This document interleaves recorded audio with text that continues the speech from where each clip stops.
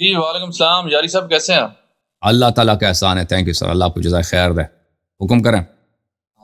بہت شکریہ جی سر. میرے کوئی تقریباً کافی عرصے سے آپ کو فالو کر رہا ہوں اور ویڈیوز وغیرہ دیکھ رہا ہوں، اور کافی کوشش جی سر. کرتا ہوں کہ سوالات جو ہیں وہ آپ کی ویڈیو سے میں جی جی جی بات کریں، سن رہے ہیں. جی، میرا نام احمد خان ہے، میں جیلم سے رہنے والا ہوں. میرا بیسیکلی تعلق جو ہے وہ جیلم سے ہے. جی سر.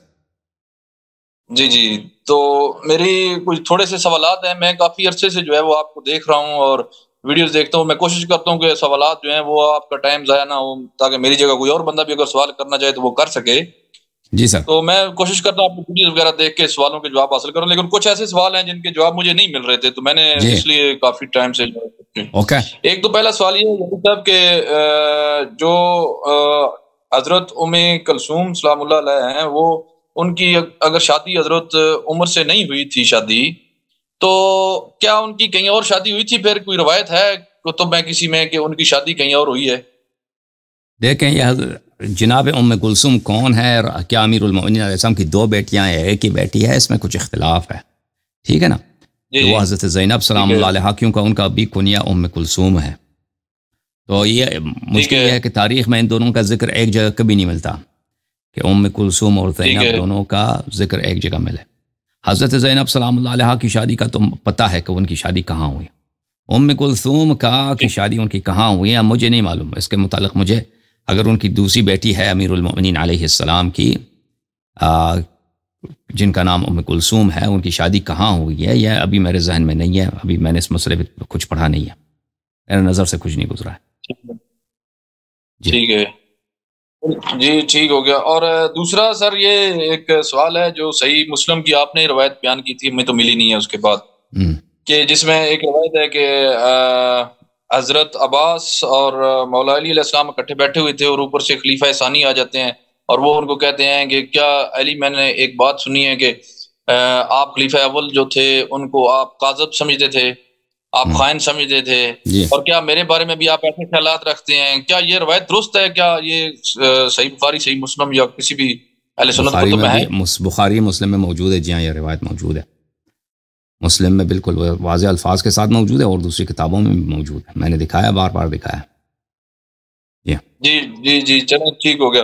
اور اس میں سر کچھ دو تین یہ سوالات ہیں کہ جو حدیث ہے نبی پاک صلی اللہ علیہ وسلم کی، اہلی حق کے ساتھ ہے اور حق اہلی کے ساتھ ہے، کیا ایسی کوئی حدیث ہے؟ یہ مخالفین کے کتب میں اس الفاظ کے ساتھ مجھے یاد نہیں پڑتے. قرآن علی علیہ السلام کے ساتھ ہے، علی علیہ السلام قرآن کے ساتھ ہے، یہ صحیح سند کے ساتھ موجود ہے. حق کا ہونا یہ مخالفین کے کتب میں نے میری نظر سے اگر گزرا بھی ہے تو میں بھول چکا ہوں، لیکن شیعہ کتب میں یہ تو بہت ہے یہ حدیث. شیعہ کتب میں یہ بہت ہے. جی اور قرآن بھی حق ہے. قرآن کے متعلق جب یہ حدیث ہے کہ علی علیہ السلام قرآن کے ساتھ ہے، قرآن علی علیہ السلام کے ساتھ ہیں اور ایک دوسرے سے کبھی الگ نہیں ہوں گے، یہ تو متواتر حدیث ہے. حدیث ثقلین میں بھی ہے، یہ خود بس منفرد طور پہ یہ حدیث وارد ہوئی ہے. تو یہ تو مخالفین کے کتب میں بڑا پڑا ہے اور قرآن کے حق ہونے میں اور حق کے قرآن ہونے میں کوئی شک ہی نہیں ہے. ٹھیک ہے.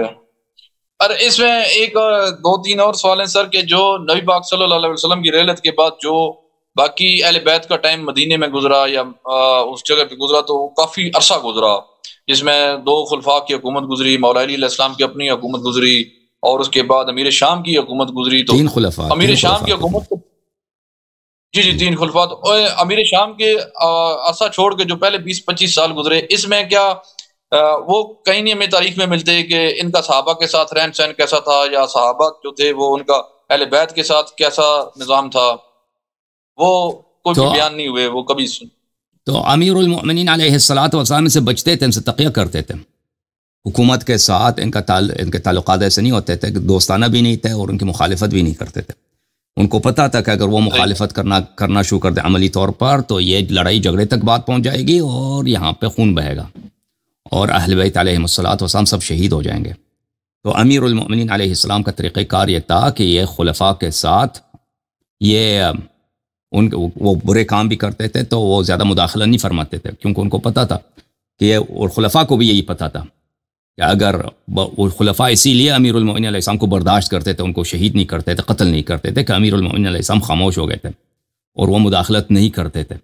تو ان کا طریقہ کار یہی تھا کہ وہ اپنی آرام سے زندگی گزار رہے تھے، محنت مزدوری کر رہے تھے، ان کی جو آمدنی کے ذرائع تھے خلفاء نے ان پہ قبضہ کیا تھا، تو ان کو مزدوری کرنی پڑتی تھی، وہ اپنے گھر والوں کے لیے رزق حلال کماتے تھے، اور کچھ جو خالص مسلمان تھے، شیعہ تھے، وہ ان سے ہمیشہ ان کے پاس آتے تھے، سوال اخذ کرتے تھے، علم اخذ کرتے تھے، انہی کے ساتھ ان کا کام تھا۔ باقی خلفاء کے ساتھ، صحابہ کے ساتھ ان کے بالکل نہ دوستانہ تعلقات نہیں تھے، بلکہ بہت ہی دشمنی کا تعلقات تھے، لیکن وہ ایک دوسرے کو برداشت کرتے تھے، کیونکہ ابو بکر عمر کو یہ بخوبی پتہ تھا کہ اگر ہم امیر المؤمنین علی علیہ السلام کو قتل کرتے ہیں تو اکیلے قتل نہیں ہوں گے، ان کے ساتھ بہت سارے اور بھی لوگ ہمیں قتل کرنا پڑے گا، اور یہ ہمارے لیے بلا وجہ ایک درد سر ہے جس کی ہمیں ضرورت نہیں ہے، ہمیں یہ نہ کرنا پڑے تو بہتر ہے۔ تو جب تک علی علیہ السلام ہمارے خلاف کوئی سیاسی کام نہیں کرتے، کوئی مخالفت نہیں کرتے اور لوگوں کو ہمارے خلاف نہیں ورغلاتے، تو ہمیں اس کام کرنے کی ضرورت نہیں ہے۔ دوسری طرف امیر المومنین علی علیہ السلام کو بھی پتہ تھا کہ اگر وہ مخالفت کریں بھی تو لوگ ابو بکر عمر کے ساتھ ہیں، لوگ انہی کے ساتھ ہیں جن کے پاس حکومت ہے، جن کے پاس پیسے ہیں، جن سے ان کو تنخواہیں ملتی ہیں، بیت المال ان کے ہاتھ میں ہے، فوج ان کے ہاتھ میں، تو ان کے ساتھ مخالفت کرنے کا فائدہ کچھ بھی نہیں ہوگا، یہی ہوگا کہ ہم سب شہید ہو جائیں گے۔ اور رسول اللہ صلی اللہ علیہ وسلم کی بھی وصیت یہی تھی کہ آپ میرے بعد اگر آپ کو انصار نہیں ملتے تو آپ صبر کیجئے، انتظار کیجئے۔